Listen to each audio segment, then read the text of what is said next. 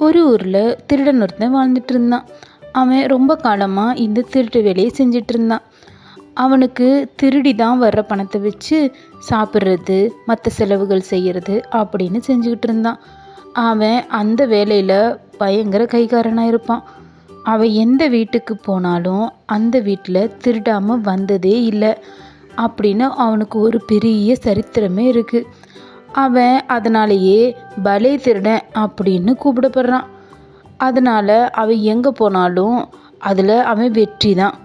அவ்வளோ சாமர்த்தியமாக அவன் திருடிட்டு வந்தான். இப்படியே செஞ்சிகிட்டு இருக்கப்போ ஒரு நாள் ஒரு வீட்டை பார்த்தான். அது ரொம்ப பெரிய வீடாக இருந்தது. அந்த காம்பவுண்டுக்கிட்டேயே நின்று நம்ம எப்படியாவது இந்த வீட்டுக்குள்ளே போய் நாம் திருடிடணும் அப்படின்னு நினச்சி அந்த செவுத்து மேலே ஏறி குதித்து உள்ளே போயிட்டான்.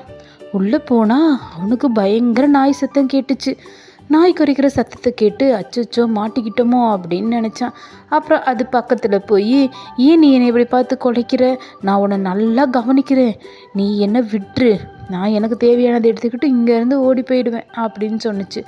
அந்த நாய் மறுபடியும் குறைச்சிக்கிட்டே இருந்தது. சரி அப்படின்னு சொல்லி அவன் சில பிஸ்கட் துண்டுகளை அதுக்கிட்ட போட்டான். அது சாப்பிட்டுட்டு, ஆஹா இவன் நம்மளுக்கு பிஸ்கட் போட்டிருக்கான் அப்படின்னு நல்லா முக்கி சாப்பிட்டுட்டு இருந்துச்சு.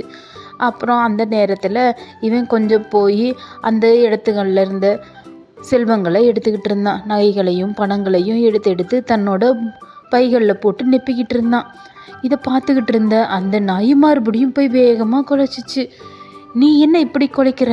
இப்போ தானே நான் எல்லாத்தையும் கொடுத்தேன் அப்படின்னு சொல்லி அந்த திருடன் சொன்னான். இல்லை நீ எனக்கு பிஸ்கட் கொடுத்தாலும் என்ன இவ்வளோ நாள் வளர்த்த என்னோட எஜமானரை நீ கொன்றுவ. அவரை நான் காட்டி கொடுக்க மாட்டேன், இன்னொன்னே நான் திருடவும் விட மாட்டேன். நீ மரியாதையாக இங்கேருந்து போயிரு, இல்லாட்டி நான் உன்னை கடிச்சு கொதறிடுவேன் அப்படின்னு சொல்லி அந்த நாய் சொன்னிச்சு. நீ என்ன இப்படி இருக்க நன்றி கிட்ட நாயா அப்படின்னு அவன் சொன்னான். நான் ஒன்றும் நன்றி கிட்டவே இல்லை, நீ இப்போ தான் எனக்கு பிஸ்கட் போட்ட. ஆனால் என்னோட எஜமானர் என்னையை எவ்வளோ பார்த்து வளர்த்தாருன்னு உனக்கு தெரியுமா அப்படின்னு சொல்லி நான் வேகமாக உன்னை கடிக்க போகிறேன் அப்படின்னு வேகமாக குலைக்குமா. அவனுக்கு பயம் வந்துருச்சு. ஏன்னா அது ரொம்ப கொலுன்னு பெரிய நாயாக இருந்தது. அவன் அங்கேருந்து அச்சோ இது நம்மளால் முடியாது, நாம் இன்னைக்கு தோல்வி தான் அப்படின்னு சொல்லி அந்த இடத்துலேருந்து போகிறதுக்கு முடிவு செஞ்சு அங்கேருந்து வெளியில் போக ஆரம்பிச்சிட்டான். அந்த நாய் வேகமாக குறைச்சிக்கிட்டே இருந்தது. அவனை பார்த்து கடிச்சிருன்ற மாதிரி இருந்தது. அப்புறம்தான் அது நினச்சிச்சு, நம்மளை இவ்வளோ காலம் பார்த்துக்கிட்ட நம்மளோட ஓனருக்கு நாம் ரொம்ப விசுவாசமாக இருக்கணும் அப்படின்னு அந்த நாய் அன்னைக்கு நினச்சிட்டு இருந்தது. அப்போ அந்த ஓனருக்கும் அது சந்தோஷமாக இருந்தது. நாய் நன்றியுள்ளது அப்படின்றது இந்த கதையில் தெரியுது.